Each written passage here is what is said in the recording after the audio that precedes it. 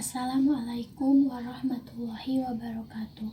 Tepangkeun nami abdi Mesti Febrianti kelas 11 IPA hiji.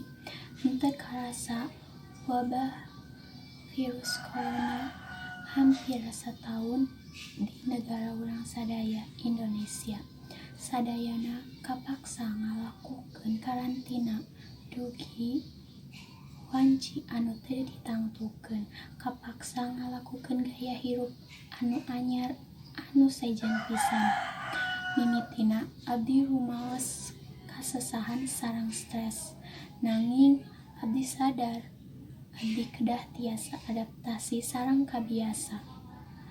Dugi abdi nyadar ngalakukeun sakumna kagiatan di jero imah henteu awon oge.